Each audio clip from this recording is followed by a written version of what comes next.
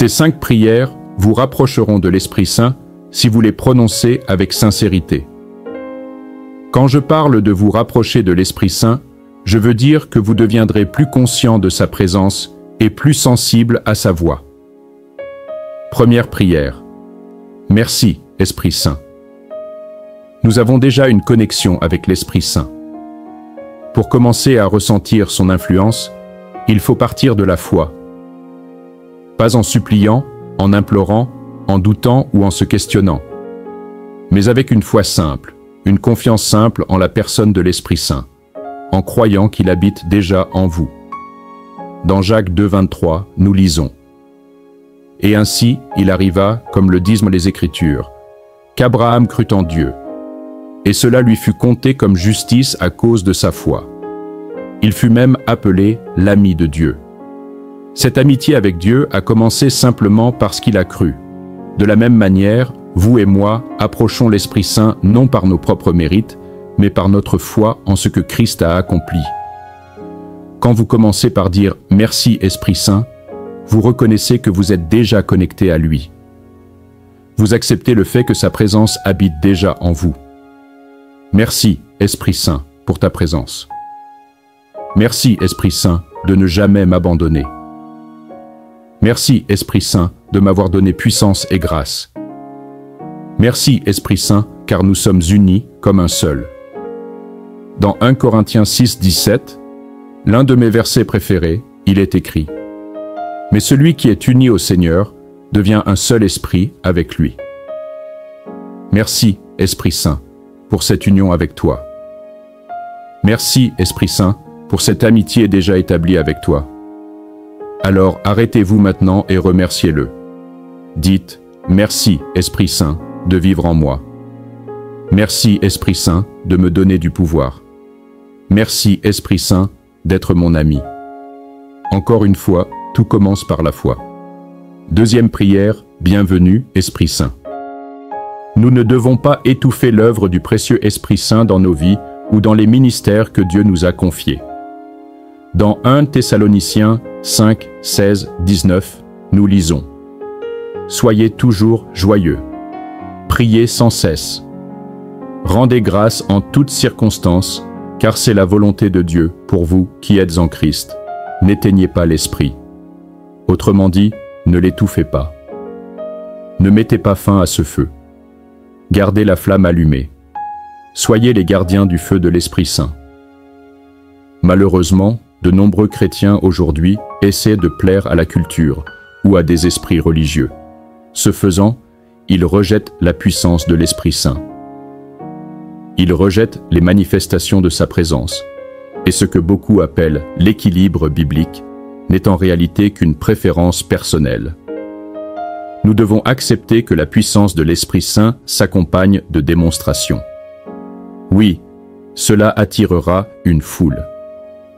Oui, cela peut sembler spectaculaire. La puissance de l'Esprit Saint est vibrante, bruyante et dérangeante pour les idées et les agendas humains. La présence et la puissance de l'Esprit Saint sont parfaitement offensantes pour l'esprit religieux charnel.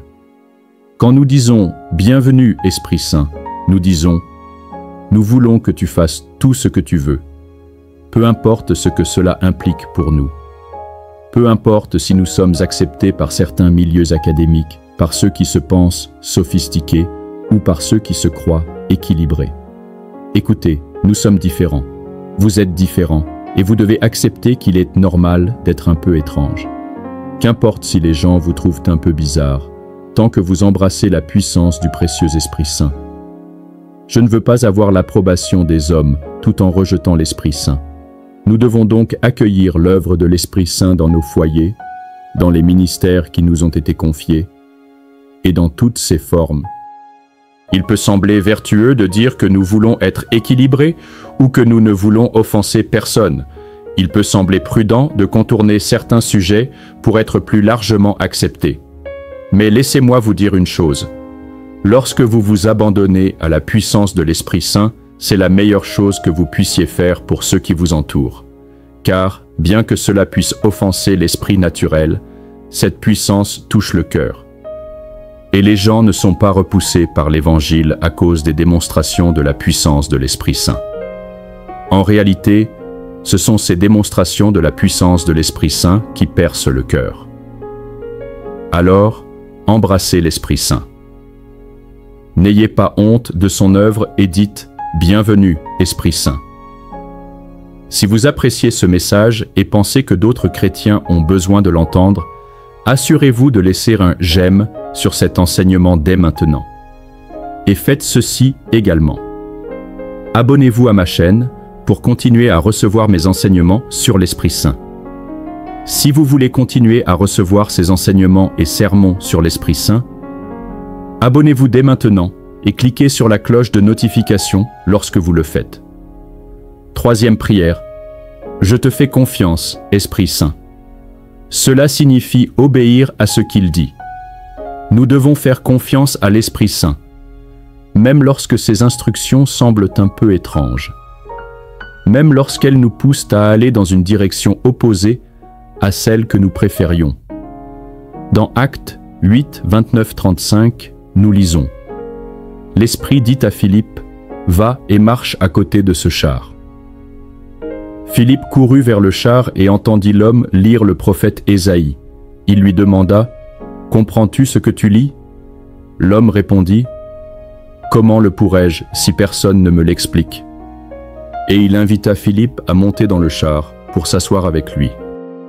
Le passage des Écritures qu'il lisait était celui-ci. « Il a été conduit comme une brebis à l'abattoir. Comme un agneau muet devant celui qui le tond, il n'a pas ouvert la bouche. Dans son humiliation, la justice lui a été refusée. Qui parlera de sa descendance? Car sa vie a été enlevée de la terre. » L'eunuque demanda à Philippe, « Dis-moi, de qui le prophète parle-t-il? De lui-même ou de quelqu'un d'autre ?» Alors, commençant par ce passage, Philippe lui annonça la bonne nouvelle de Jésus. Ici, nous voyons un rendez-vous divin que Philippe aurait pu manquer s'il avait ignoré cette instruction initiale. Cet eunuque cherchait dans les Écritures. Il voulait découvrir Jésus, connaître le chemin du Seigneur, même s'il ne savait pas comment l'exprimer précisément. Philippe reçoit cette instruction. « Va et marche à côté de ce char. » C'est une instruction étrange. Si j'étais Philippe, pour être honnête, j'aurais pu me dire « Attends une minute. Est-ce l'Esprit Saint ou juste une pensée de ma part? Et que va penser cet homme si je me mets à marcher à côté de son char ?» Certains d'entre nous auraient balayé cette idée. Mais Philippe, lui, reconnaît la voix de l'Esprit Saint, répond à cette incitation de l'Esprit et marche à côté du char. Il se moque de ce qu'on pourrait penser de lui.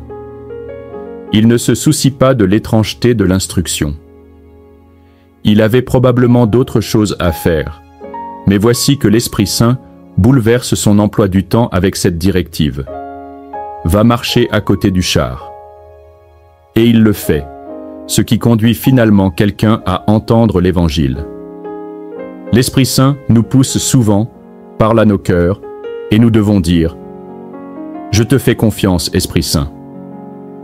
Ce que tu me demandes peut sembler étrange, mais je te fais confiance, Esprit Saint. Ce que tu me demandes peut contredire mes plans, mais je te fais confiance, Esprit Saint.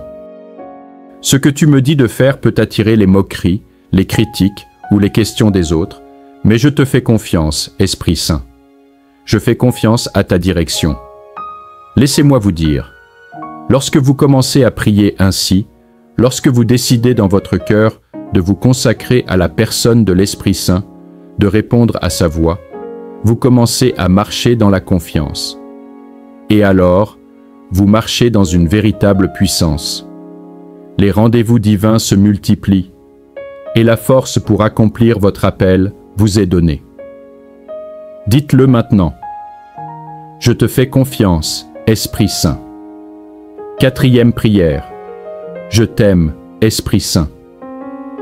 C'est prendre plaisir à la présence et à la personne de l'Esprit Saint, savourer sa proximité simplement pour qui il est. Dans Romains 5,5, il est écrit « Et cet espoir ne déçoit pas, car nous savons combien Dieu nous aime, puisqu'il nous a donné l'Esprit Saint pour remplir nos cœurs de son amour. Cet amour n'est pas seulement celui de l'Esprit qui nous remplit pour que nous aimions les autres. C'est l'amour de l'Esprit Saint qui nous remplit pour que nous l'aimions, lui. Nous devons aimer sa présence, pas seulement sa puissance. Dans mon livre L'Esprit Saint, Dieu en vous, disponible sur encounterthespirit.com, j'ai écrit ceci. La puissance de l'Esprit Saint, c'est ce qu'il fait. La présence de l'Esprit Saint, c'est lui-même. La puissance, c'est sa performance. La présence, c'est sa personne. La puissance de l'Esprit Saint peut changer vos circonstances, mais la présence de l'Esprit Saint peut changer votre cœur. La puissance de l'Esprit Saint vient sur vous. La présence de l'Esprit Saint habite en vous. La puissance est pour le service. La présence est pour le salut. La puissance vous aide à faire. La présence vous aide à devenir. La puissance vous stimule. La présence vous apaise. La puissance active les dons. La présence est la gloire. La puissance inspire la louange.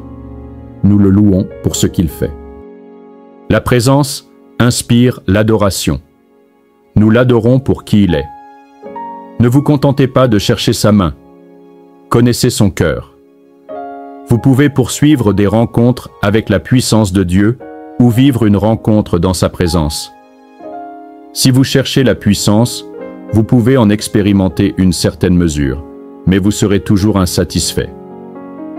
Si vous vivez par la foi en sa présence, vous connaîtrez l'accomplissement ultime, et la puissance viendra aussi.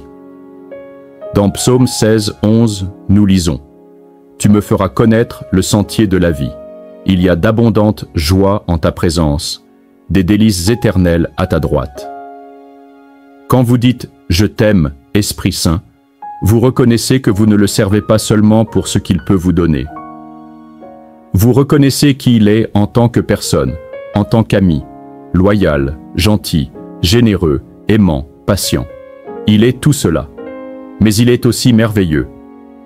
Il y a une excitation dans sa présence et sa puissance que beaucoup de croyants manquent, car ils assimilent constamment la relation avec l'Esprit Saint à un simple respect des règles. Mais cela ne s'arrête pas là. Oui, il y a des limites dans toute relation, et en respectant ces relations, bien sûr, vous ne franchirez pas certaines lignes. Mais en ce qui concerne la personne de l'Esprit Saint, il y a tellement plus que les règles, les choses à faire et à ne pas faire. Connaître sa présence, c'est découvrir des mystères insondables, trouver des trésors divins cachés au plus profond de son cœur.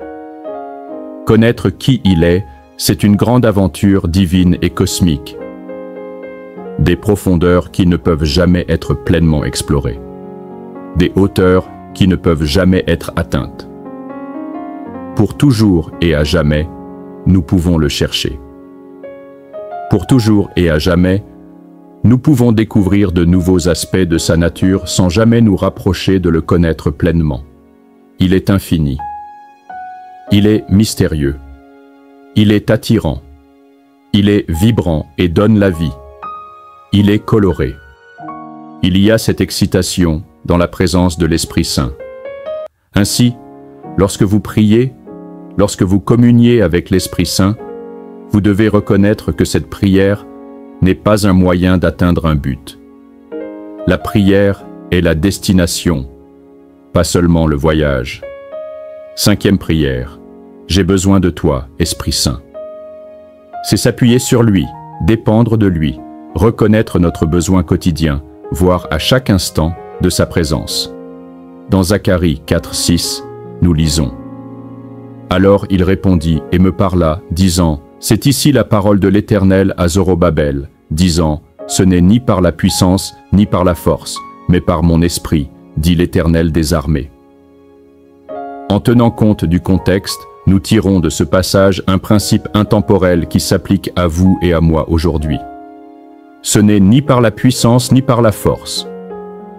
Beaucoup de chrétiens s'épuisent à lutter, à travailler.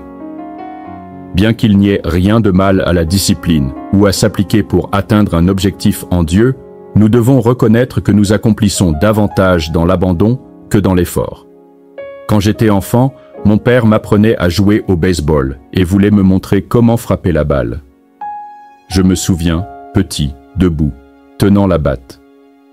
Il m'a appris la position, la prise, l'angle. Il m'a dit de garder les yeux sur la balle. Mon père lançait la balle, et au lieu de frapper, je me cachais, car j'avais peur que la balle me frappe au visage. Il était doux et patient avec moi. Il m'a dit « D'accord, je vais juste la lancer doucement par en dessous. » Mais j'avais encore trop peur pour essayer de frapper la balle.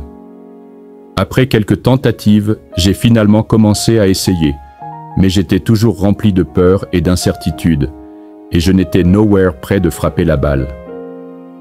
Alors, mon père a demandé à mon frère de lancer.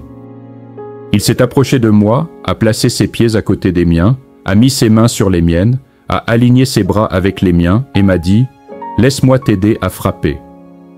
Mon frère lance la balle, elle arrive vers moi et je me tends à nouveau de tout mon corps. Mon père essayait de frapper la balle pour moi, mais je me crispais, tellement j'avais peur d'être touché par la balle. J'avais peur de rater. Je ne voulais pas échouer. J'étais tout contracté, tout tendu. Finalement, mon père m'a dit de me détendre. Il a dit « Laisse-moi te montrer. Ne t'inquiète pas. » Si ma mémoire est bonne, je crois que j'ai fermé les yeux, ne sachant même pas quand la balle allait arriver.